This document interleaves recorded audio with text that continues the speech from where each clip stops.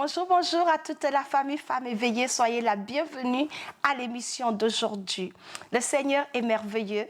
J'aime à commencer soit avec des actions de grâce ou avec quelque chose de drôle. La joie du Seigneur est notre force.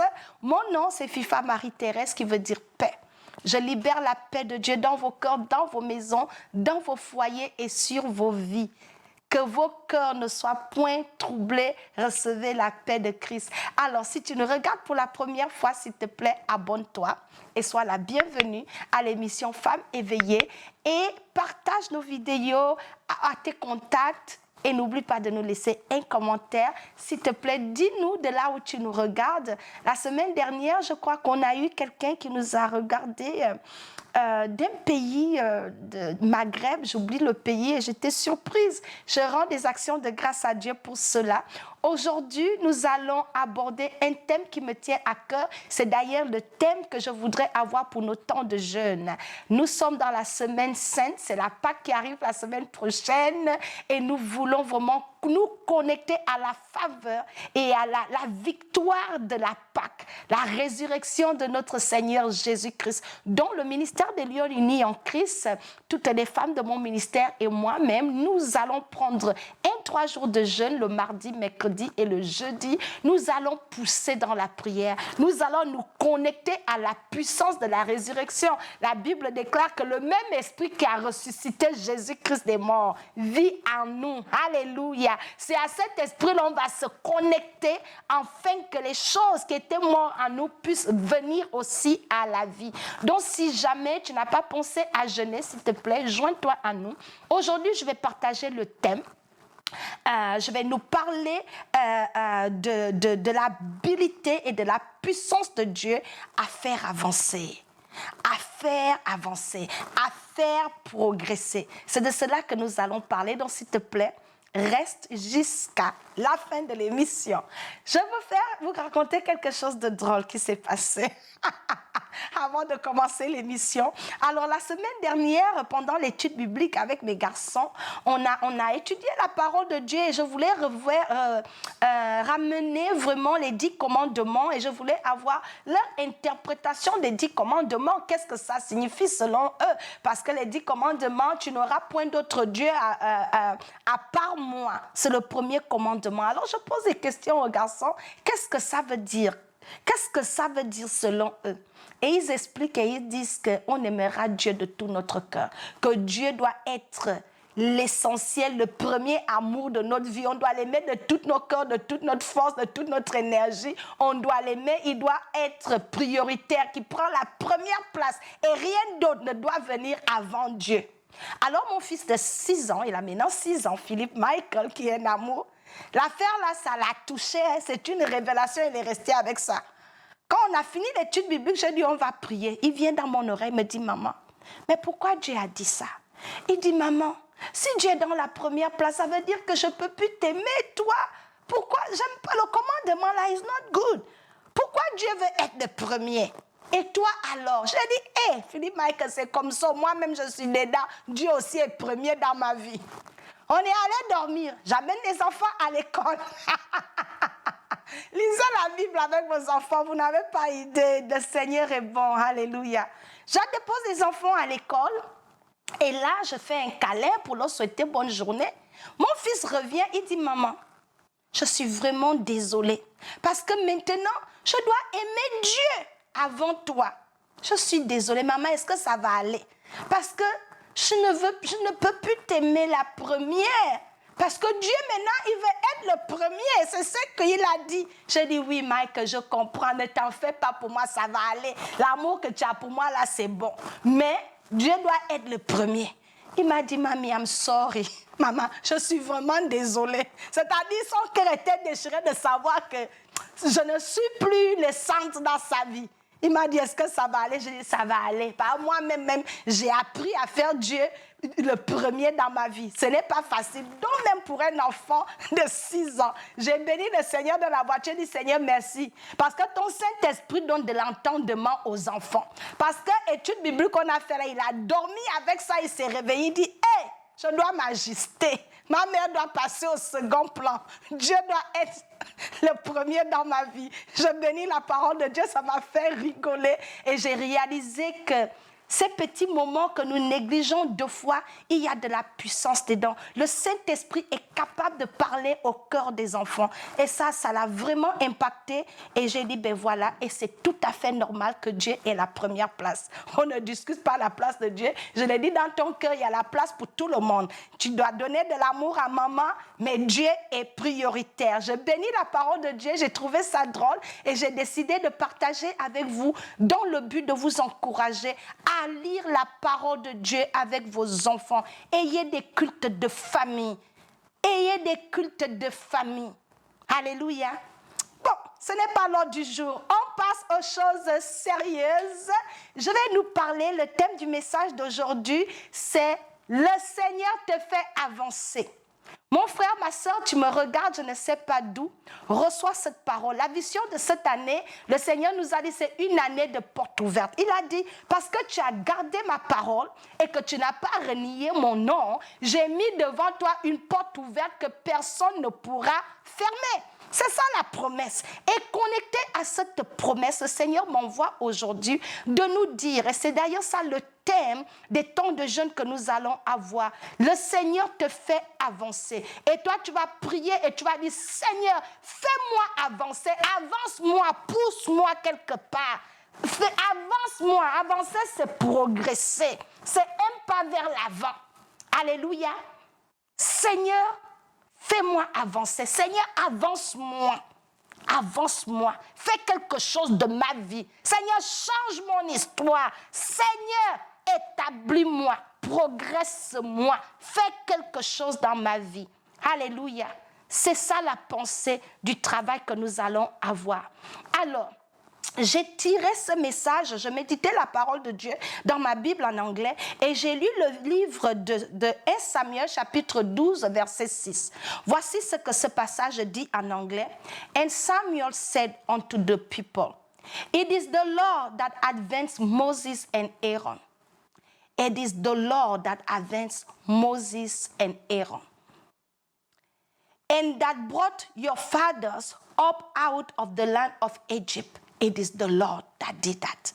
Maintenant, en français, s'il faut traduire, s'il faut paraphraser ce que ça dit ici en anglais, 1 Samuel chapitre 12, verset 6 dit, Samuel dit au peuple, c'est l'Éternel qui a fait progresser Moïse et Aaron.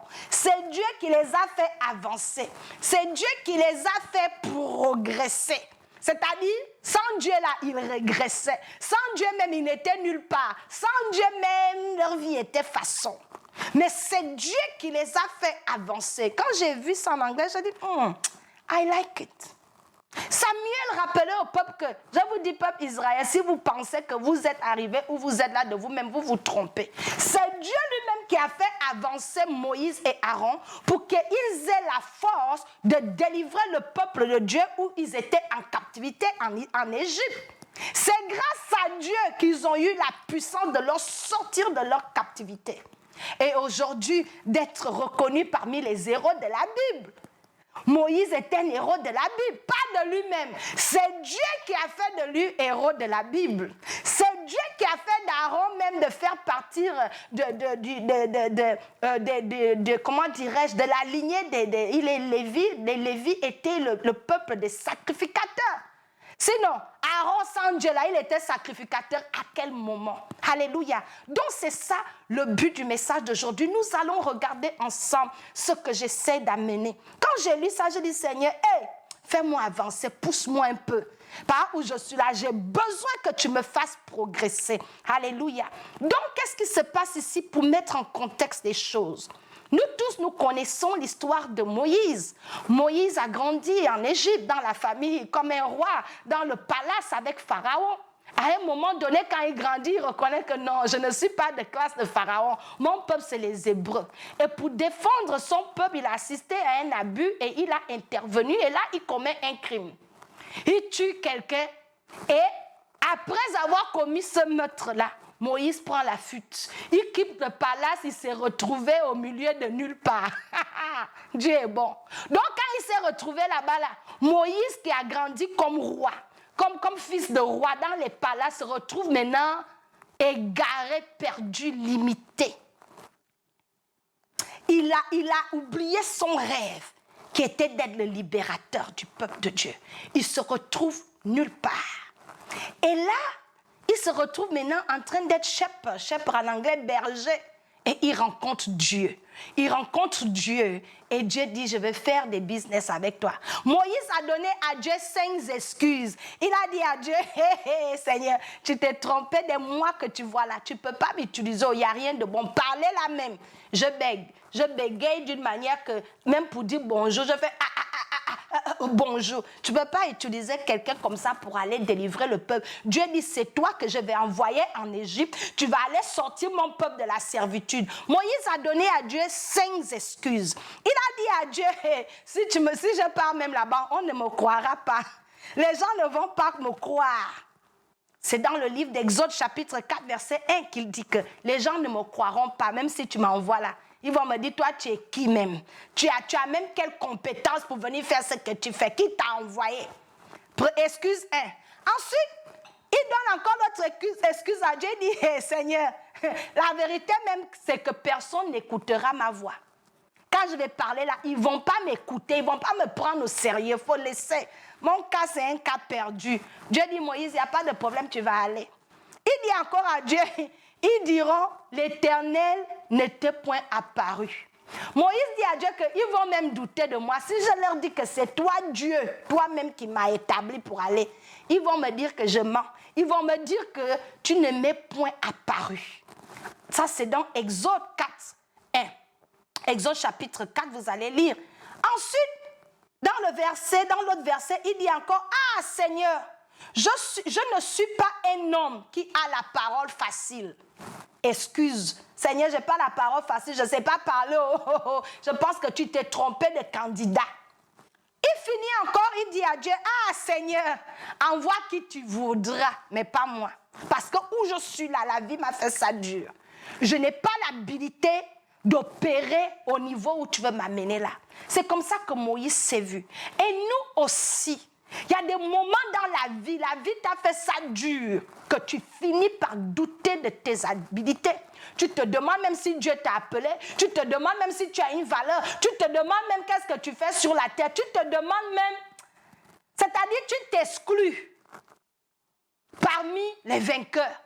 Tu t'exclus parmi les femmes qu'on peut épouser. Tu t'exclus parmi les gens qui peuvent prospérer. Tu es comme Gédéon que, la famille où je sors là, on est pauvre, quelqu'un n'a jamais percé dedans. Tu t'exclus parce que la vie, de fois, des situations vont nous arriver dans la vie. Et ces situations-là vont tuer quelque chose en nous. Ça va tuer notre foi, ça va tuer nos rêves, ça va tuer notre vigueur. Ça va tuer notre raison de vivre. Ça va tout voler à nous et ça nous laisse épave. Parce que quelque chose de tragique, de traumatique, une déception, une maladie, une situation, peu importe laquelle, les blocages, les attaques du diable, les frustrations font qu'à un moment donné dans la vie, toi-même tu finis par te voir comme moins que rien. C'est-à-dire même toi-même tu finis par être convaincu même que tu n'es bon à rien. À cause de la réalité que tu vois. Et le diable, le connaissant, vous-même vous savez, le diable est mauvais. Le diable va faire également des choses. Il va essayer de te faire reculer. Il va essayer de te maintenir dans un schéma d'attente. Il va essayer de te garder dans une vie où tu tournes en rond.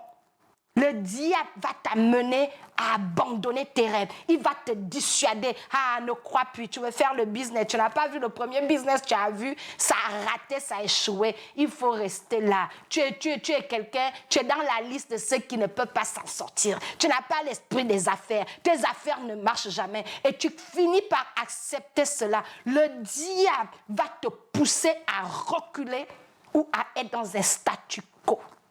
Mais aujourd'hui, j'amène la bonne nouvelle de la parole de Dieu. La Bible dit, c'est le Seigneur qui a fait avancer Moïse et Aaron.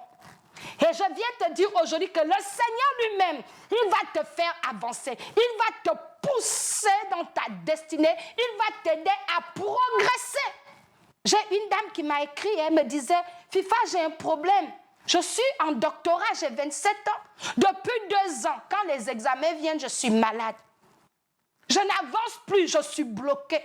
Mais dans le nom de Jésus, je parle sur ta vie si tu m'écoutes.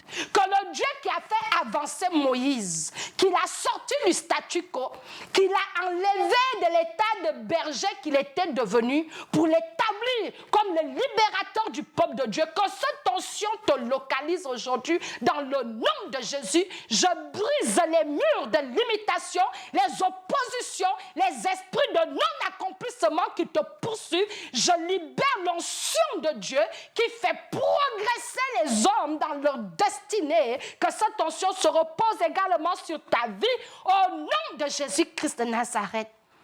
Alléluia. C'est le Seigneur qui a fait avancer Moïse et Aaron. Moïse et Aaron se regardaient dans la défaite, se disaient que où on est là, notre cas est terminé. Mais Dieu lui-même les a fait avancer dans leur destinée. Et je suis venue te dire aujourd'hui que le Dieu qui a fait pousser Moïse, qui a poussé Moïse de sortir de la honte, de sortir de l'insécurité. Moïse avait un problème d'insécurité. Moïse avait honte. Il se disait, si je retourne même en Égypte, c'est pas Pharaon va me tuer. Parce que j'ai mon histoire du crime que j'avais commis là-bas. Vous savez, des fois, quelque chose nous arrive dans la vie et puis on se définit par l'erreur qu'on a commise. On se définit par la situation tragique qui nous est arrivée. Dieu a dit à Moïse, oublie ton affaire de meurtre là. Je t'ai pardonné. Malgré le meurtre là, il y a encore du potentiel à toi. Malgré ton passé douloureux en Égypte, malgré le secret du meurtre, Moïse, je n'ai pas fini avec toi. Le Seigneur te dit la même chose. Le Seigneur te dit que malgré ton insécurité, malgré la honte du fardeau de ton passé, malgré ta vie ancienne, Dieu dit, il va te faire progresser. Il va te faire progresser. Alléluia. C'est le message d'aujourd'hui. Je veux que toi-même, tu puisses croire dans ton cœur que Dieu n'a pas fini avec toi. Pendant que tu vis et que tu respires encore, tes rêves gâchés, tes projets que tu avais mis en stand-by, que tu avais mis dans les armoires, compte sur l'habilité de Dieu. Moïse de lui-même ne pouvait pas. Alléluia. Et quand Dieu te fait progresser, tu seras étonné. Je suis sûr que Moïse, lorsqu'il a fait traverser le peuple de Dieu et qu'il a vu la main de Dieu diviser la mer Rouge, lui-même, il était étonné d'être surpris de ce que Dieu peut faire d'un homme dont la vie a déjà condamné à l'échec. Moïse était maintenant condamné à l'incapacité. Il était dans l'insécurité, qui n'était bon à rien. Mais Dieu a vu en Moïse des habiletés que Moïse n'y pensait pas. Et il a fait sortir le peuple de Dieu de l'Égypte à main tendue. Au travers de lui, Dieu a frappé l'Égypte. Nous avons vu les 10 plaies. Au travers de Moïse, l'eau est sortie du rocher. Au travers de Moïse, Dieu l'a donné les 10 commandements. Et il a délivré le peuple de Dieu. Et la Bible dit que Moïse meurt à 120 ans. Et ses yeux n'étaient pas affaiblis. Et il avait la vigueur d'un jeune à sa vieillesse. Dieu l'a utilisé puissamment. Alors aujourd'hui, je veux que tu reçoives dans l'esprit et que tu te connectes à cette tension que le Dieu qui a fait avancer Aaron et Moïse est ton Dieu et il est capable de te faire avancer et de te sortir de là où le diable t'a planté. Dieu te pousse. Avance. Move forward. Keep going. Move. In the name of Jesus. Retabosi katayaba. Lebotoka satayaba. Dieu est le Dieu qui peut te faire avancer. Je voudrais que tu prennes le temps aujourd'hui et de demander au Seigneur de te pousser de la même manière qu'il t'a poussé. Je termine avec Aaron. Lorsque je lisais la parole de Dieu, la Bible dit que Dieu a utilisé le bâton d'Aaron. Parmi tous les bâtons qu'on avait mis à terre, le bâton d'Aaron a poussé. C'était un bâton sec, où il n'y avait pas de vie. Un bâton ordinaire. La Bible dit que le bâton d'Aaron était le bâton qui a poussé, qui a donné des fleurs et a même porté du fruit. Des almonds ont poussé sur ce bâton desséché. Dieu a fait quelque chose du bâton d'Aaron. Et à cause de cela, Dieu a démarqué Aaron parmi tant d'autres. Il a dit, mettez ce bâton-là dans l'arc de l'alliance. Parce que ça va être en mémoire. Et à partir d'aujourd'hui, c'est Aaron que j'ai poussé, que j'ai établi. sacrificateur. Alléluia. Toi aussi, tu as quelque chose de desséché. Ta vie est sec, rien de productif. Mais Dieu, comme Aaron, comme il a fait pour Aaron, est capable de faire pousser quelque chose, de faire quelque chose là où il n'y a rien. Il a démarqué Aaron. Et Aaron que personne ne connaissait, on l'a connu aujourd'hui, il est mentionné dans la parole de Dieu comme un sacrificateur. C'est de ce Dieu que je suis venu vous parler. Le Seigneur est merveilleux. Le diable est un menteur, un véritable menteur. Tu m'écoutes aujourd'hui et tu te sens comme ça. Tu te sens face au mur. Rien n'avance. Tu vas avancer, tu recules. Reçois la parole de Dieu aujourd'hui. Le Seigneur te fait progresser. Et prenez le temps pendant ces 3 jours de jeûne. Jeûne. La Bible dit que ce genre ne part que par les jeûnes et la prière. Je voudrais que tu prennes la résolution aujourd'hui de dire, je vais aller chercher le Dieu de Moïse et d'Aaron dans la prière pour lui demander de me faire avancer. Prends ces 3 jours de jeûne. Parle avec le Seigneur et tu verras la gloire de Dieu. Je suis convaincue que nous sommes dans notre saison où Dieu lui-même décide de nous pousser. Nous devons avancer parce que nous sommes la génération où Dieu veut montrer qu'il est Dieu. Il veut se glorifier dans nos vies de la même manière qu'il s'est glorifié dans la vie de Moïse. Il a utilisé Moïse, un meurtrier, et quelqu'un qui ne pouvait pas parler. Moïse avait un problème de sécurité, il avait un problème de colère, il n'était pas parfait, mais Dieu l'a quand même utilisé et l'a fait avancer. Toi aussi, sors de la mentalité de croire que parce que tu as péché, parce que tu sors, laisse tout ça. Dieu voit quelque chose de grand en toi. Et il peut encore travailler avec les miettes qui restent de ta vie là. Fais confiance au Seigneur et cours vers lui. Dis, Seigneur, toi qui as fait avancer Aaron et Moïse là, pousse-moi devant, oh, établis-moi un peu, fais quelque chose de moi. Dieu, laisse la nourriture, laisse tes distractions. Va dans la présence de Dieu et invoque le Dieu de Moïse, celui qui a établi Moïse comme prophète. Que ce Dieu-là te rencontre. Alléluia. Seigneur, je te bénis pour cette parole. Et je libère une onction de grâce, Seigneur. Et je prie que toute personne sous le son de ma voix qui écoute ce message, que c'est Dieu qui fait avancer. Seigneur, qu'ils reçoivent l'onction pour avancer et progresser dans leur vie, Seigneur. Spirituellement, académiquement, Seigneur, dans leur carrière, Seigneur. Dans leur santé, Seigneur. Apporte la vie, apporte ton onction de délivrance, Seigneur. Pour ton peuple qui crie à toi nuit et jour. Partout où les gens sont bloqués, Seigneur. Partout où tes enfants sont en train de tourner en rond. Seigneur, saisis-toi de quelqu'un aujourd'hui. Et fais pousser tes enfants pour la gloire de ton nom. In Jesus' mighty name I have prayed. Amen. Soyez bénis. Amen.